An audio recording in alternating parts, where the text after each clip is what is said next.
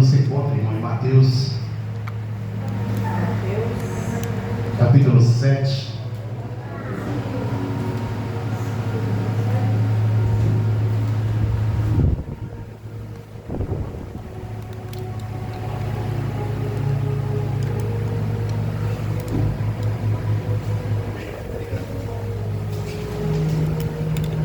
Mateus capítulo 7. Mateus capítulo de número 7.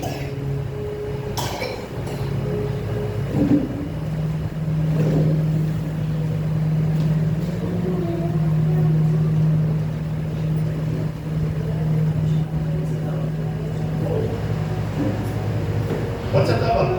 Bom, olha só, Mateus capítulo 7, a partir do verso 21. Vamos ler alguns versículos só? Observa bem, aqui no Mateus capítulo 7, do verso 21, diz assim, olha, todos acharam? Podemos ler? Diz assim, olha, nem todo o que me diz Senhor, Senhor, entrará aonde? No reino dos céus. Depois ele diz assim, ó, mas aquele que faz a vontade de meu Pai, que está nos céus. Depois ele vem dizer assim no 21, ó, e muitos me dirão naquele dia, Senhor, Senhor, nós profetizamos, nós profetizamos em teu nome, e em teu nome expulsamos os demônios, e em teu nome não fizemos muitas maravilhas. Mas lá no verso 23 ele diz assim, então eu direi abertamente, nunca vos conheci, apartai-vos de mim, vós que praticais a iniquidade. Bom, diante desses versículos aqui, eu me sinto confrontado. Eu me sinto, lendo essa palavra, eu me sinto constrangido.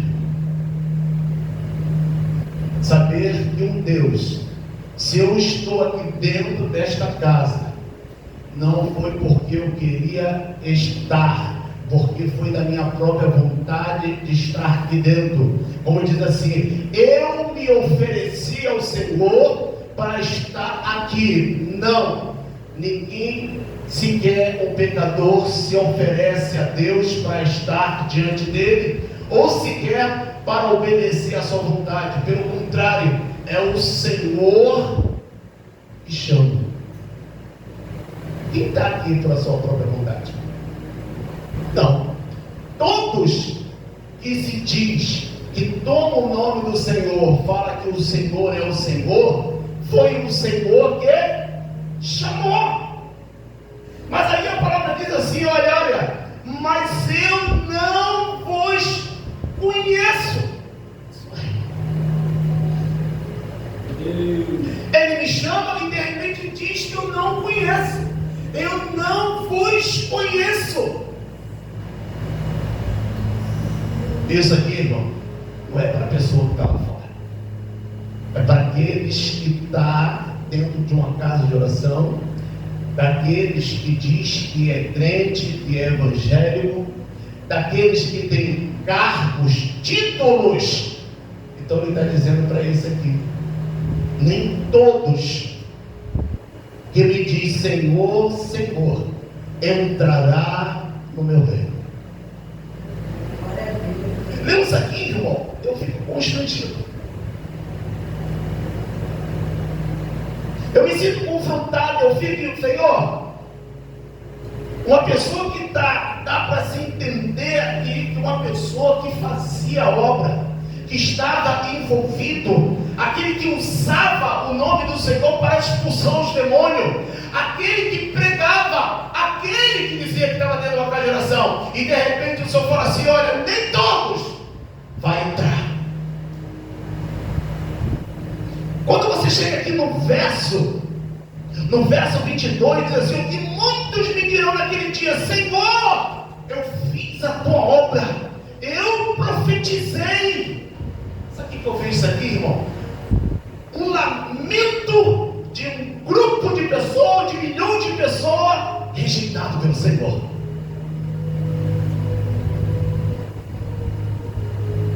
Um grupo ou mais de milhares de pessoas sendo rejeitado pelo Senhor.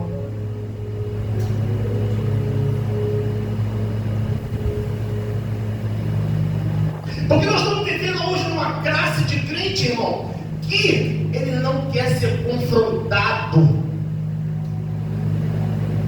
Crente que não quer ser constrangido. Porque, irmão, se você pegar a palavra de Gênesis e Apocalipse, a todo momento essa palavra está nos confrontando, a todo momento nós estamos sentindo constrangido pela essa palavra. Deus.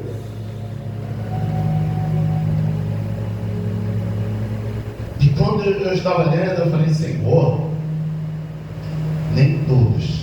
E nós vivemos hoje, é Senhor para lá, é Senhor para cá, é misericórdia para lá, é a sua graça, é não sei o que, eu faço a obra. Aí dá um problema.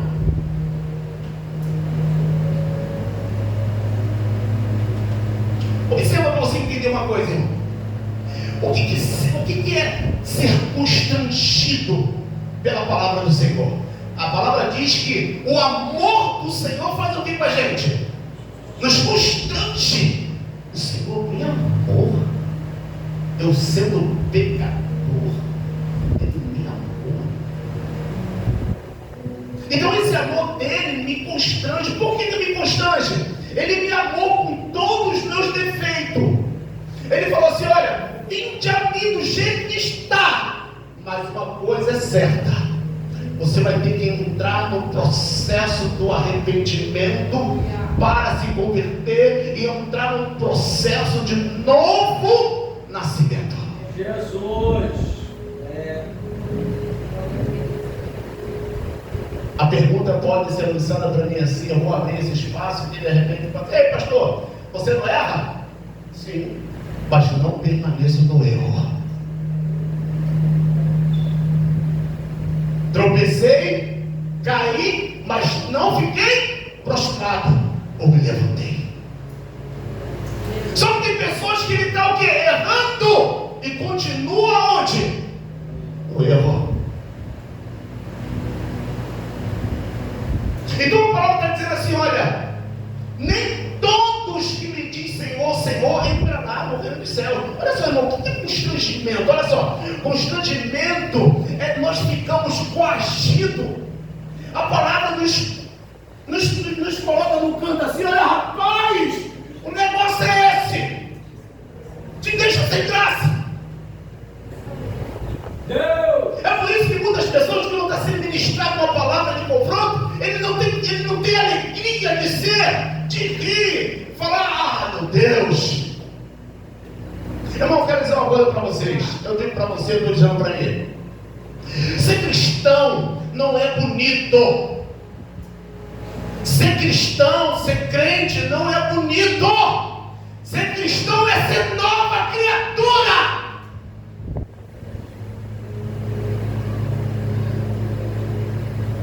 O mundo te enfeita, mas aqui dentro você tem que se colocar como servo e serva do Senhor, e sabendo que tem ordens para serem recebidas. Porque aí, olha só, eu fico preocupado com aquela palavra, eu não gostei da palavra do pastor, me senti um pouco constrangido do que ele falou. Ele falou, eu me senti confrontado, mas a maior constrangimento vai ser quando você ouvir isso aqui, ó: apartai-vos de mim, eu não vos conheço. O maior constrangimento vai ser esse. Aí você vai dizer: Senhor, eu estava na tua igreja, eu estava lá sentado, pastor, eu pregava, Senhor. O Senhor falou assim: eu não vos conheço por nada. Porque tem uma questão interessante, irmão. Observa bem, o indivíduo está na obra. Mas aí, ele pode estar fazendo a obra. Será que ele faz por amor a obra ou ele faz por interesse próprio? Tem essa questão. Eu posso estar dizendo que eu prego, que eu faço aquilo, mas eu posso estar fazendo por interesse próprio. Mas não é por amor e nem pelaquela palavra que tem em Mateus, ó, de graça recebeste, de graça dai. Mas aí é o contrário, eu recebo de graça e depois cobro. Pregava, expulsava demônio. Mas tem outra coisa. Muitas das vezes nós queremos sustentar, usar o nome de Jesus nos nossos lábios, mas uma coisa é certa: eu não consigo honrar este nome. Eu honro mais a minha pessoa, o pecado que às vezes está dentro de mim, mas eu não consigo ser um representante de Cristo na terra. Eu não consigo ser um representante. Então, se eu não consigo ser representante, eu não vou sustentar o nome de Jesus. Eu só vou falar dele, porque na realidade tem muitos aí usando só o nome do Senhor, mas ele não é usado pelo Senhor. Tem outra coisa, não consegue muitas das vezes ser fiel à palavra do Senhor, não consegue honrar este nome na terra, porque a palavra diz o seguinte, irmão: todo aquele que toma o nome do Senhor, ele tem que se apartar do pecado. E pastor, onde está esse negócio? É verdade isso? É verdade. Todos aqueles que tomam o nome do Senhor, ele tem que se apartar do pecado.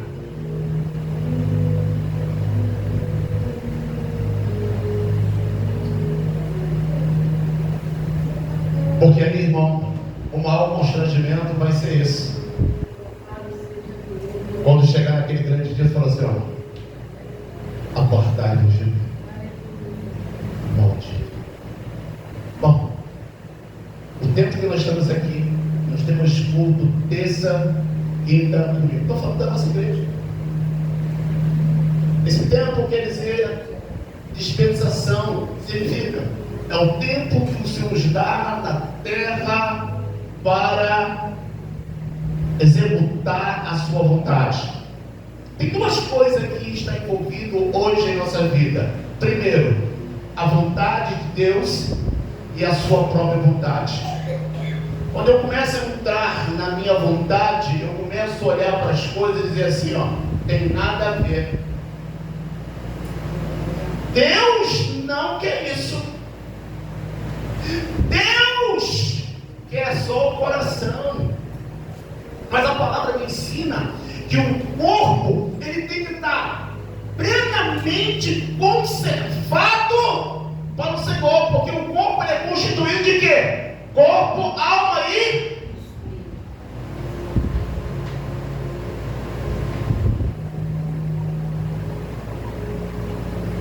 E eu comecei a examinar isso e falei, Senhor, que grande constrangimento. A gente fica um tempo de oração, querendo sustentar, porque muitas das vezes não sustentamos as coisas de Deus, sustentamos o nosso ego. Sustentamos o nosso ego, a nossa vontade. Observa bem. A palavra constrangimento diz que significa você ficar coagido pela palavra que você não tem como correr. Você não tem como correr. Então tem duas coisas: ou você obedece, ou não obedece. O Senhor me chamou para ser bonitinho. O Senhor me chamou para ser fiel, porque a palavra diz que só aqueles que perseverar até o fim, esse será salvo. Observa que não adianta, irmão, eu ir com conversinha mole para Deus. conversinha para lá, conversinha para cá, fazer igual a Nicodemos. Senhor, sei que tu és mestre, oração linda, oração bonita. Eu não olho a tua palavra, Deus olha o que está dentro do teu coração, do meu coração. Deus olha isso, de repente Deus dá oração, eu digo, Nicodemos, para de história, olha só, vou te falar uma coisa para você, tu tem que nascer de novo. Que isso, Senhor? Acho que quando ele ouviu aquela palavra, ele, você fala, nascer de novo, porque se tu não nascer, tu não pode ver ou entrar no reino dos céus. O problema, irmão, que muitas das vezes nós queremos mostrar uma boa aparência. Queremos mostrar uma boa aparência na carne. Tu já pensou se Deus fosse igual ao pastor Cid? Igual o outro irmão? Não. Ele é soberano. O Senhor, não adianta querer que barganhar com Deus, que não vai dar certo. Talvez você pode querer até barganhar comigo. Pastor, poxa, pastor, eu também, irmão, está tudo certo. Glória a Deus, aleluia. Entendeu como é que é? Está tudo certo. Mas para ele sonda o teu coração, o som do Deus. E foi mais ou menos o que Nicodemos fez. Veio com palavras bonitas, bom mestre, para ter que nascer de novo. Então o que acontece, irmão? O constrangimento, ele faz o quê? Ele vai te corrigir. E quando a gente depara com o amor do Senhor na nossa vida, fala, pô, Jesus me amou, perdido, um sujo, um podre, cheio de maldade, e o Senhor foi e me chamou. Tem outra coisa. O que significa confrontar, irmão? O que significa confrontar?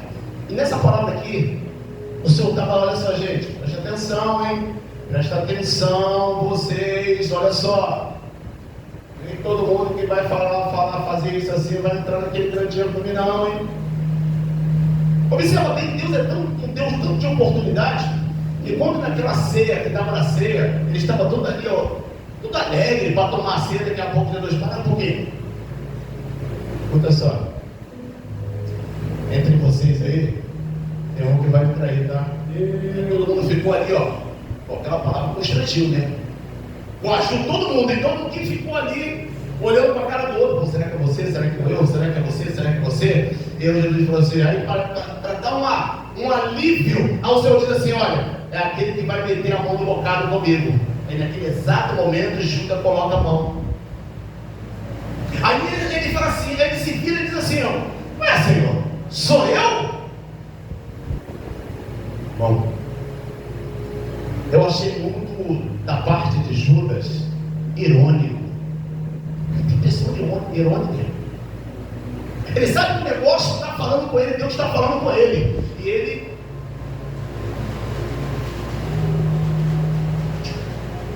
é com a sida que ele está falando. Não adianta tentar nos esquivar a palavra. O Senhor hoje, Ele está falando comigo, está falando contigo. Ele está nos dando uma oportunidade de escolha. Quem eu vou honrar? Aqui na terra, quem eu vou honrar? Quem é que eu vou obedecer nesta terra?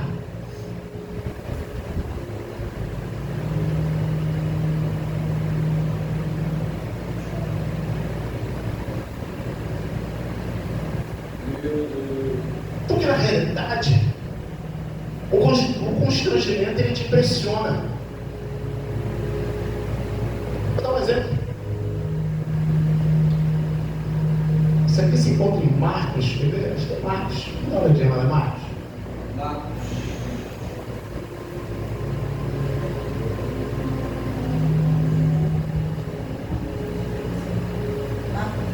Marcos, deixa eu ver aqui.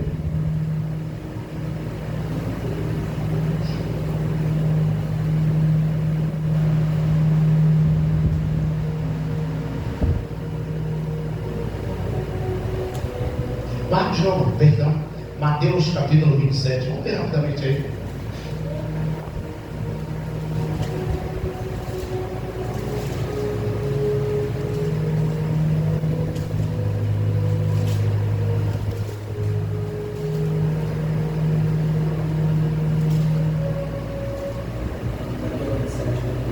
Mateus 27, verso 32.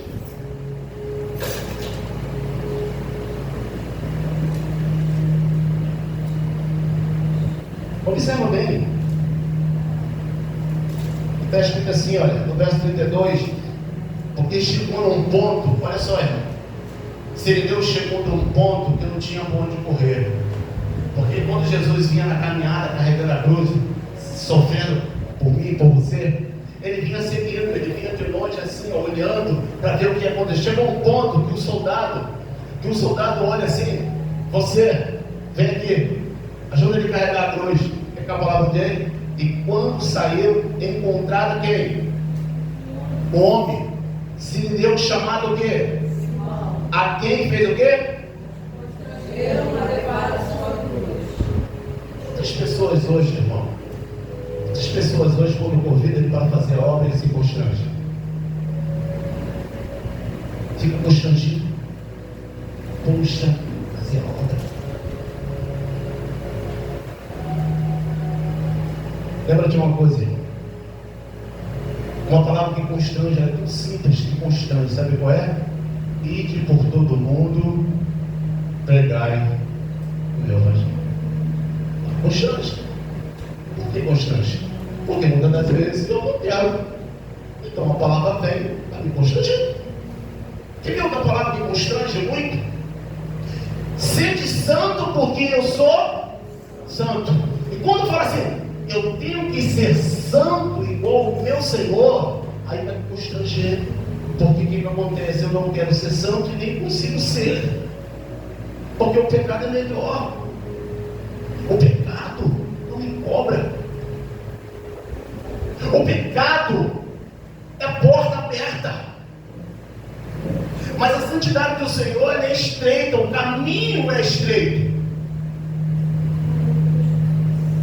Então seria muito fácil eu chegar aqui, abrir um texto, uma coisa assim, olha, Jesus é bom, Jesus vai dar vitória, e eu vejo a igreja sendo preparada para... Tem muita coisa que a gente tem que se despir. Aproveita o tempo da dispensação, que é uma oportunidade que Deus nos dá para nos ajustar. Deus! É um tempo que Ele está me dando. Já viu essas pessoas, quando ele está na situação, de repente ele cai no leito, aí ele quer se consertar com Deus. Pô, se Deus me tirar desse leito aqui, eu vou fazer a obra, eu vou fazer isso. O Senhor falou, eu não vou te dar tempo não, porque eu te conheço e você não vai fazer nada.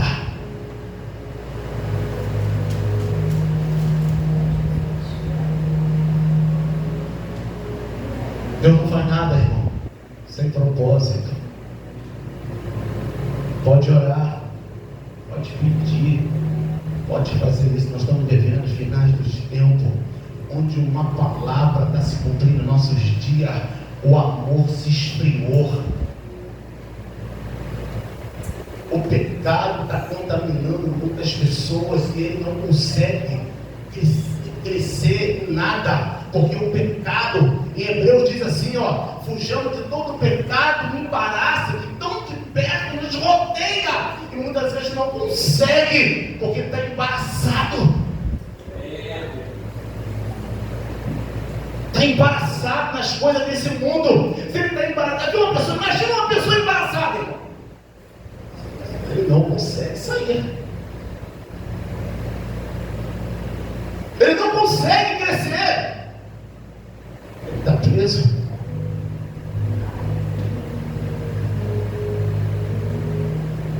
E o pecado cresceu. E quando o pecado cresceu, o que aconteceu? O amor perdeu temperatura. Se perde temperatura, o que acontece?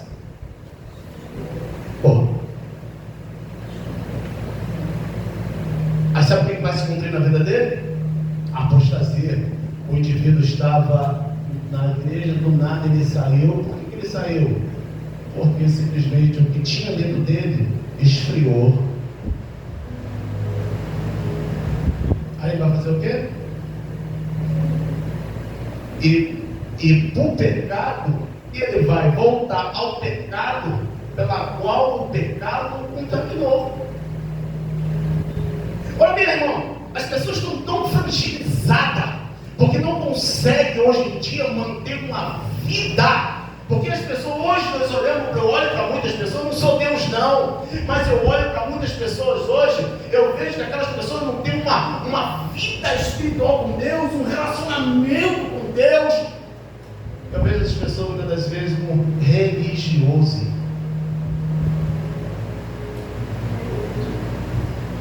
Pessoas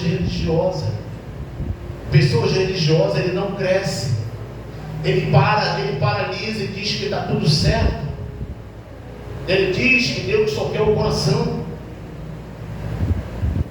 Porque quando nós, irmão, verdadeiramente temos um encontro com Cristo, algo diferente acontece. Porque a palavra diz que nós temos que viver em novidade de... Bom, a responsabilidade da salvação de vocês, me cabe uma parte de falar o que a palavra me ordena, mas a segunda parte é de cada um de vós. Deus te maravilha. Um exemplo, eu acredito que tem pessoas aqui empregadas sobre uma autoridade, de um chefe, de um líder, de um patrão. De repente o patrão chega perto de você e fala assim, olha só, vai fazer aquilo lá, tá bom, tá hora, quando eu chegar, eu quero aquilo pronto. Aí você, se quiser, o patrão faz. Aí o patrão chega, olha, o fulano não fez não? Não, tá circulando na empresa aí, ó. Chama ele, por favor. Oi, patrão. Essa escritório está muito dividido. Tem duas opções. Ou eu faço, ou eu obedeço. Vou repetir. Nós estamos vivendo hoje dois tempos. A vontade de Deus que prevalece na minha vida, ou a minha vontade ela vai prevalecer. Porque o maior constrangimento vai ser esse naquele grande dia. Sabe por quê, irmão?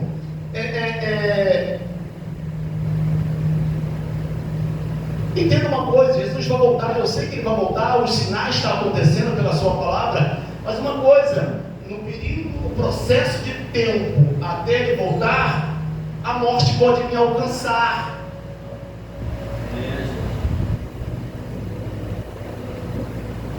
Pode ou não pode? Ela pode me alcançar. E se ela me alcançar, irmão? Uma vida totalmente desagradável ao Senhor. Talvez nós estamos vivendo uma vida que agrada a nós mesmos. Para mim tá bom. Mas para o Senhor, contigo, para aquilo que Ele te chamou, eu estou sendo disperso.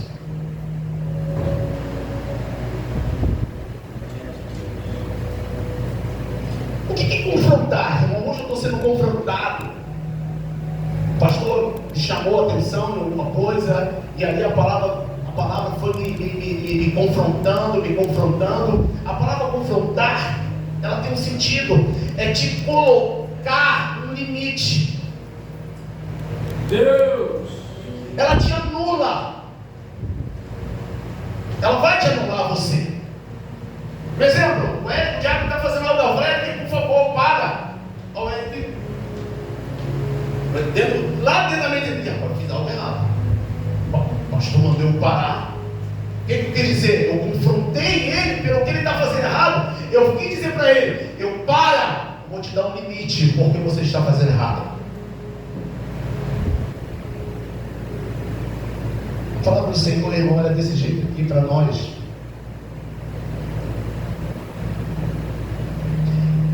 Em segundo livro de Timóteo, capítulo 3, está escrito assim, olha. Toda a escritura é divinamente inspirada e proveitosa para o quê? Segundo o livro de Timóteo, capítulo 3, verso 16.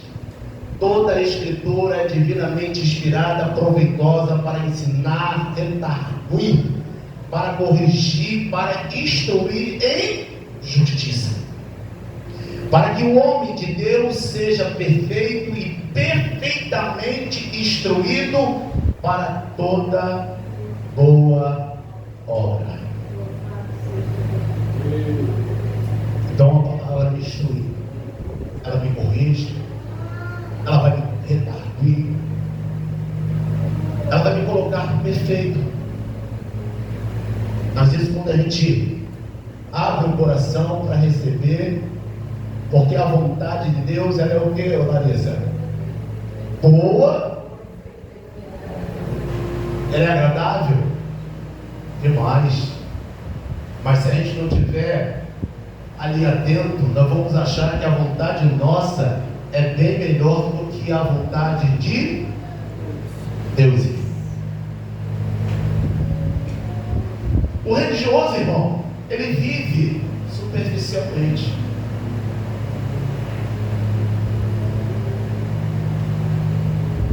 O religioso, ele para. Está tudo certo.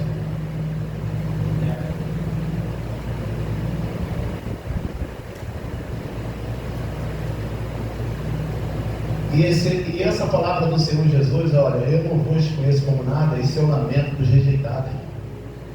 Quantas pessoas naquele grande dia vai conseguir passar pelas portas? Porque vida cristã não é a vida que nós vivemos lá fora.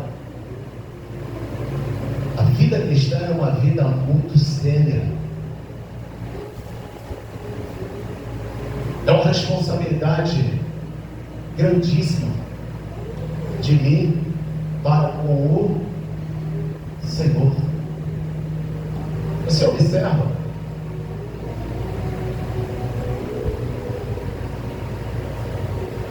Observa bem, irmão.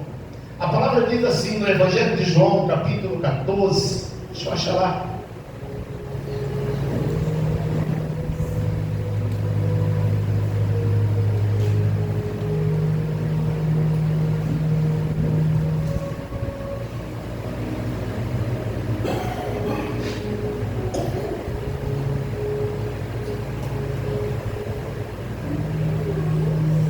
Verso 23 está escrito o quê? O Evangelho de João, capítulo 14, verso 23 diz assim: e Jesus respondeu e disse: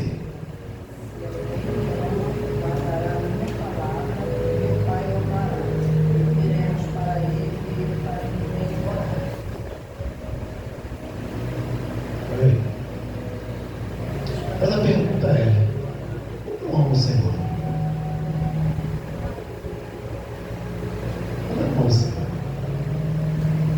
Quais os sinais de que eu amo? Quais são os sinais? Quais são os frutos de mim para com o Senhor? Quais os sinais?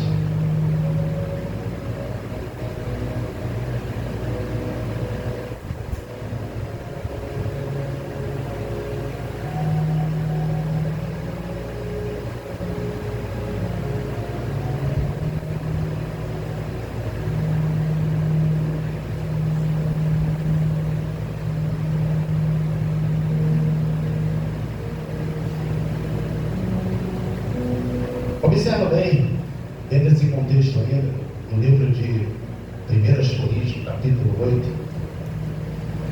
se eu me fez lembrar desse versículo aí, vai ter.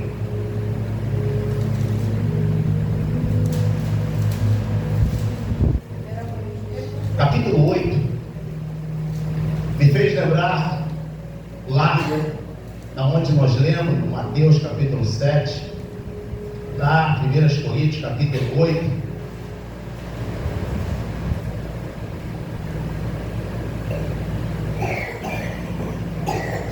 achou, irmão? Primeiro livro de Coríntios, capítulo 8,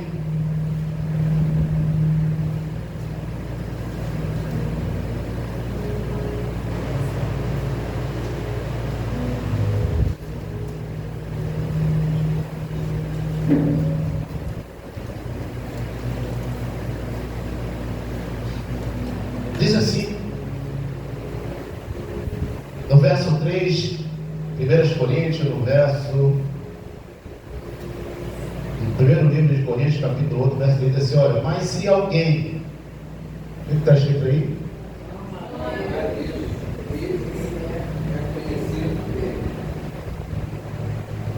Mas lá em Mateus 7, o Senhor diz assim, olha, eu não vos conheço.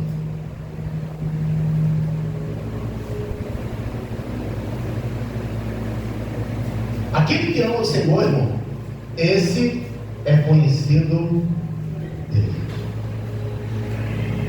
Porque o reino dos céus, irmão, ele está preparado para aqueles que amam.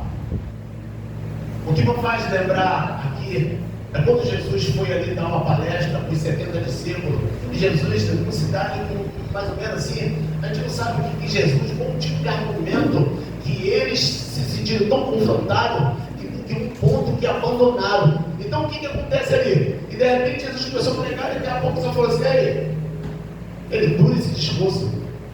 Sabe por que o discurso ele se torna chato? A palavra se torna chata para alguém, uma palavra se torna dura para alguém, porque não amamos o Senhor. Já viu aquele tipo de pessoa que a gente não. Tem crente que fala assim, tem pessoa que fala assim, ah, não gosto de fulano, eu não suporto nem ouvir a voz dele. E quando a pessoa chega no ambiente, já começa a sair fora do fulano, porque aquele fulano já não agrada mais, ele não quer nem ouvir a voz. Por quê? Porque ele não ama aquela pessoa, não tem nenhum tipo de sentimento para aquela pessoa. É a mesma coisa do Senhor, irmão. Jesus falou assim, ó, Jesus simplesmente falou assim, olha, você não quer se retirar não?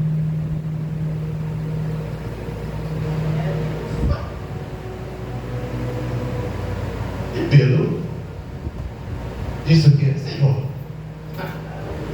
onde eu vou? Para onde eu vou? E tem problema, tem situações que às vezes o indivíduo fala assim, ah, não vou ficar naquela igreja não, eu sou pastor, assim, eu vou para outra. Pergunta o seguinte, você pode ir para uma igreja, uma casa de oração, você pode ir para outra, você pode ir para outra, você pode rodar aí, sem igreja. Mas de Deus não vai fugir. É como se é o seguinte, ele erra aqui, briga com o pastor aqui e vai para outra, achando que ele está escondido lá, que ele está tudo certo com ele. Ah, não.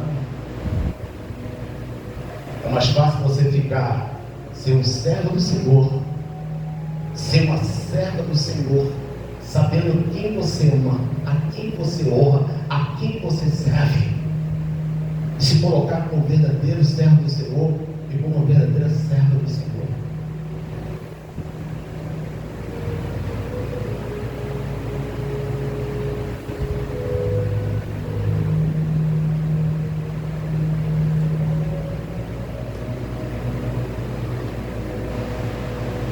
Marta, quando Jesus bateu a sua porta e ela abriu,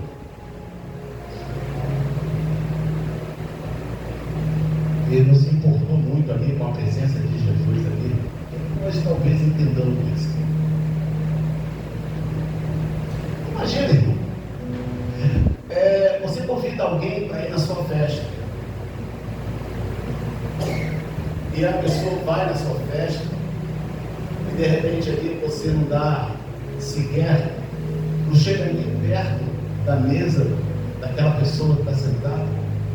Você convidou muitas das vezes para mostrar que fez uma festa bonita, mostrou para mostrar para ele que eu tenho condições financeiras de fazer uma festa maravilhosa, mas não chega perto daquela pessoa, puxa, fulano, alegria em saber que você atendeu o meu convite, mas só se sente à vontade aqui na festa, daqui a pouco eu venho para dar uma palavra, conversar um pouquinho, mais ou menos ali. E muitas vezes a pessoa vai na festa, ó, só que muitas das vezes nós abraçamos aquelas pessoas que achamos que são nossos amigos, E aquela pessoa se sente rejeitada. Foi mais ou menos o que Marta fez com Jesus. Ela sentiu assim, já que ela não quis estar aos pés dele, mas ele também respeitou o posicionamento dela.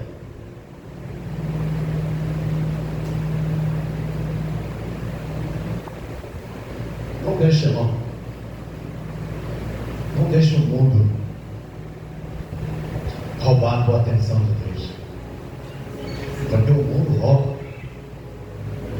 E quando ele começa a roubar a nossa atenção, com certeza vai haver um esfriamento. Porque de repente chega uma situação que a gente nem ora mais, nem se preocupa em examinar, não fazemos nada para Deus. O pouco que fazemos, achamos que já estamos fazendo muito.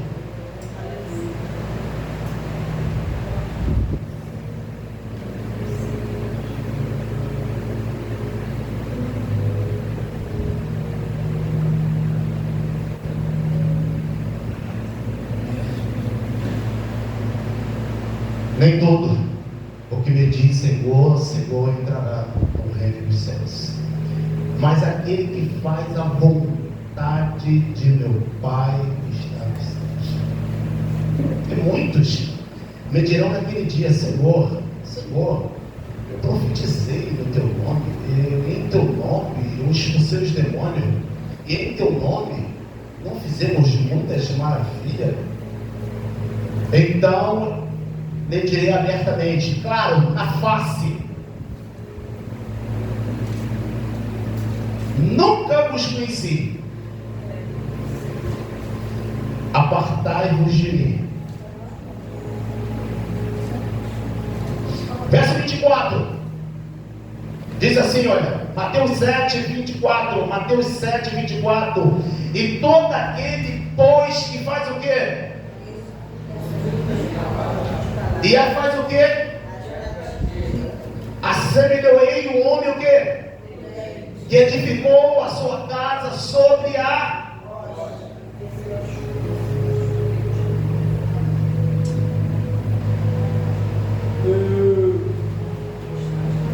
Vamos ser uma igreja prudente, uma igreja envolvida, uma igreja forte, porque o nosso Deus é forte. Deixa.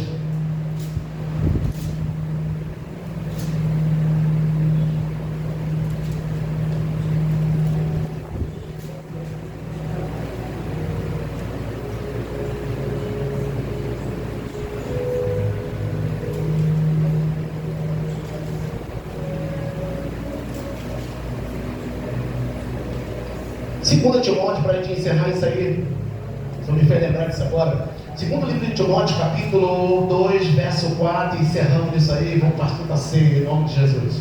Segundo livro de Timóteo.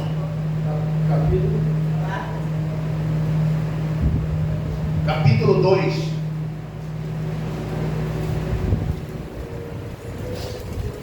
Louva a Deus porque você é confrontado. Louva o Senhor porque Ele te constrange, nos constrange porque Ele nos ama. Segundo livro de Timóteo, capítulo 2.